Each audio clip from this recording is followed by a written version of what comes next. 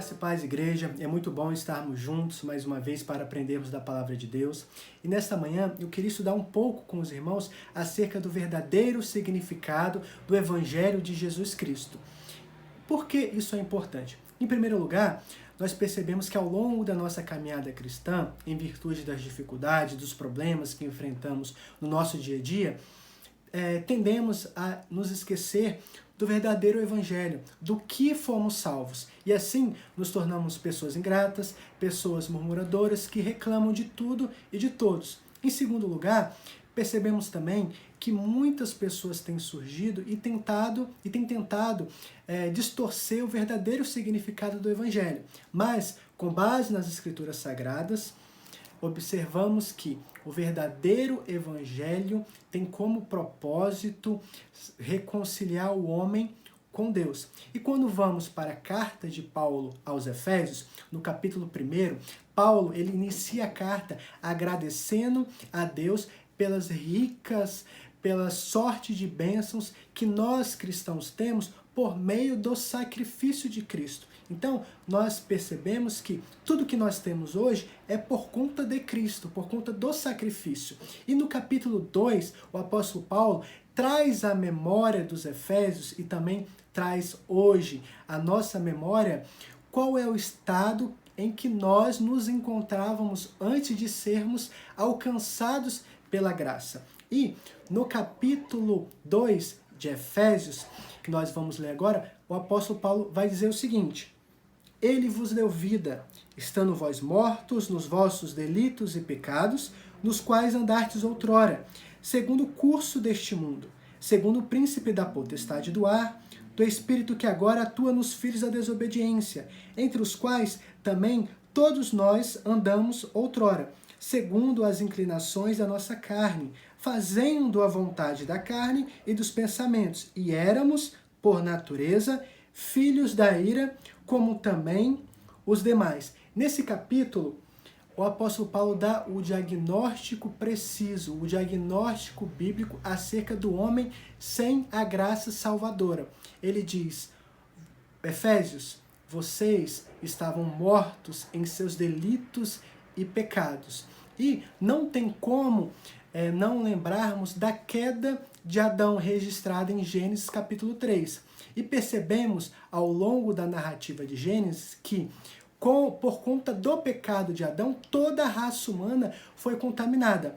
Em Gênesis capítulo 6, o autor vai dizer o seguinte: viu o Senhor que a maldade do homem se multiplicava na terra e que era continuamente mal todo o desígnio do seu coração, ao ponto, então, de Deus achar por bem exterminar toda a raça humana, todos os seres viventes, exceto, obviamente, Noé, sua família e pares de animais de todas as espécies.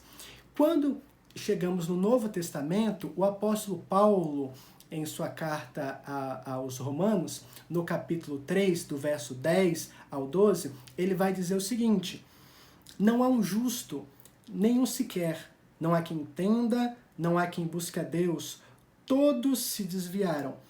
E aqui, Paulo, ele deixa bem claro que não há diferença entre judeus e gentios, ou seja, não há diferença entre nós brasileiros, entre os americanos, entre os judeus. Não, Paulo deixa bem claro que todos carecem da glória de Deus, porque todos pecaram em Adão. Então, no verso 1 do capítulo que nós lemos, Paulo vai dizer, olha, ele vos vivificou. Ou seja, para nós sairmos da nossa condição de morte espiritual, é necessário uma força externa. É necessário que o Espírito Santo venha e nos dê vida. Porque se depender de nossos esforços, se depender de nossas boas obras, nós não conseguiríamos sair desse estado de morte espiritual. E nos próximos versos, o apóstolo Paulo ele estabelece 3 características de uma pessoa que está morta espiritualmente. A primeira característica, o apóstolo Paulo vai dizer que essa pessoa ela anda segundo o curso deste mundo. E o que é andar segundo o curso deste mundo? Quando nós vamos para a primeira carta do apóstolo João, no capítulo 2, do verso 15 a 16, ele vai estabelecer algumas características daquelas pessoas que não amam a Deus e que amam mais o mundo.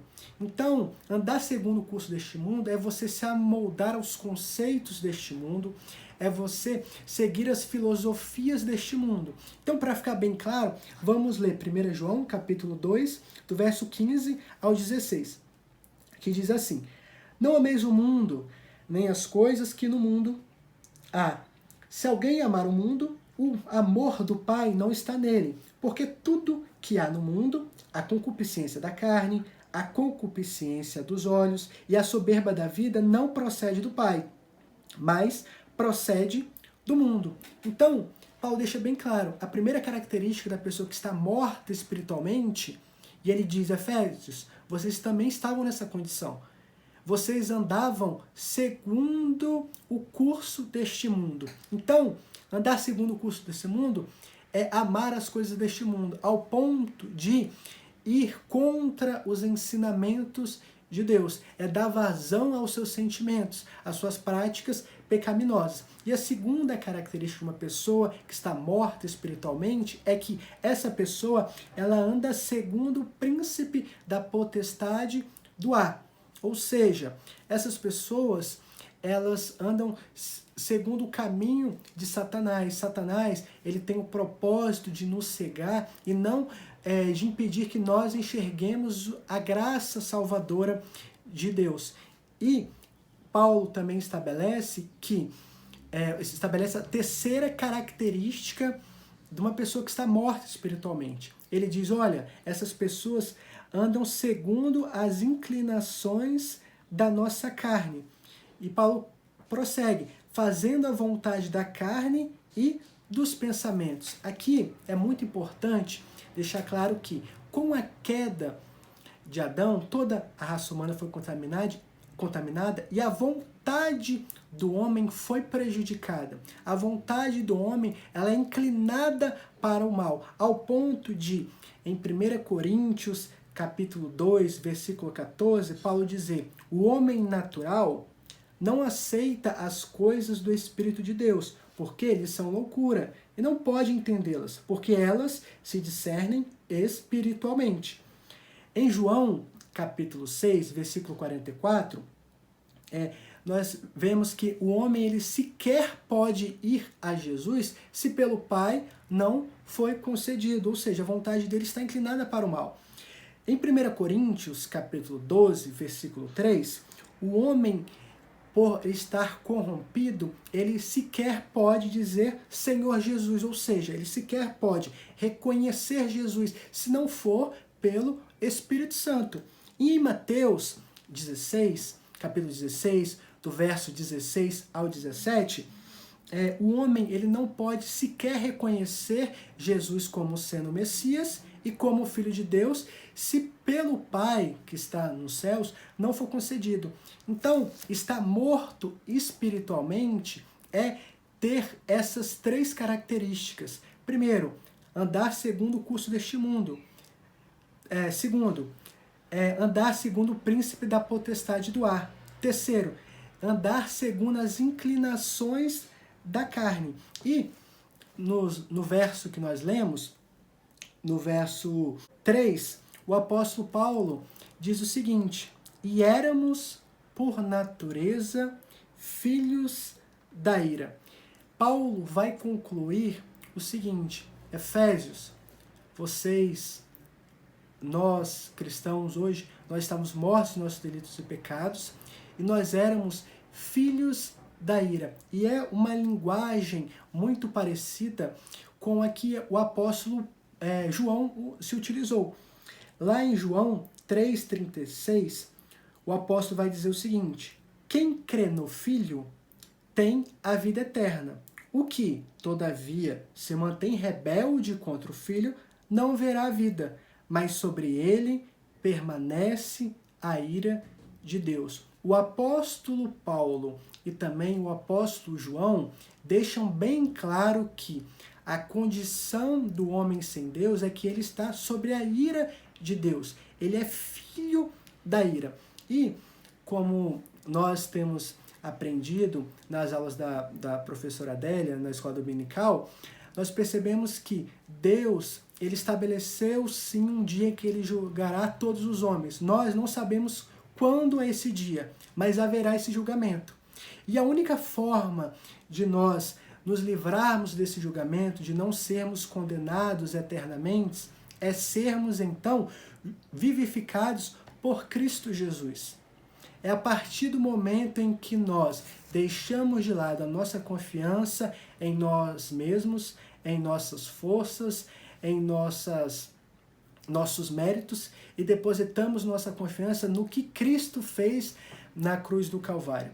A partir desse momento que depositamos a nossa fé na obra de Cristo, a justiça de Cristo é imputada a nós. O nosso pecado é transferido para Cristo. E a justiça de Cristo, os méritos de Cristo são transferidos para nós. Então, é muito importante que nós tenhamos isso em mente. O verdadeiro significado do Evangelho é reconciliação. É trazer reconciliação do homem e Deus.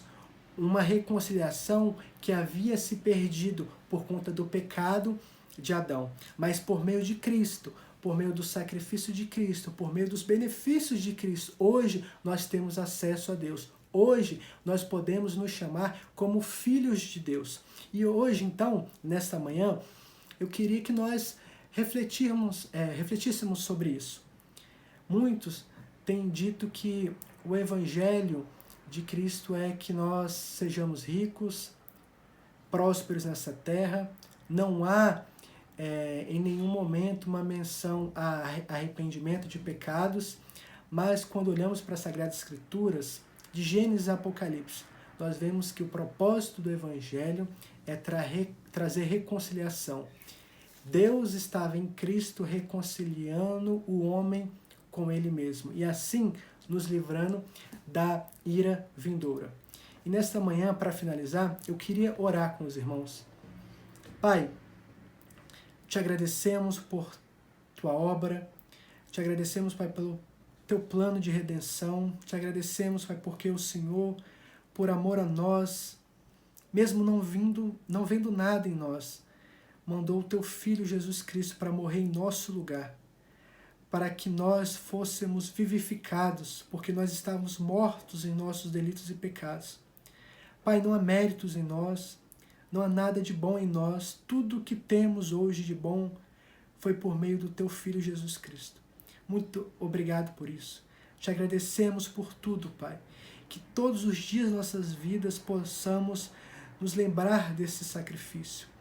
E que as doutrinas erradas, que as doutrinas vãs que têm sido apresentadas na internet, por meio de falsos mestres, não venham, Pai, dominar os nossos corações, mas que possamos ter em mente, Pai, sempre a verdadeira mensagem do Evangelho, que é a reconciliação do homem e Deus. Muito obrigado por tudo. Nos dê um dia abençoado, nos dê um sábado abençoado e refrigera o nosso coração. Tira toda angústia, toda preocupação. Te agradecemos por tudo. Em nome de Jesus. Amém.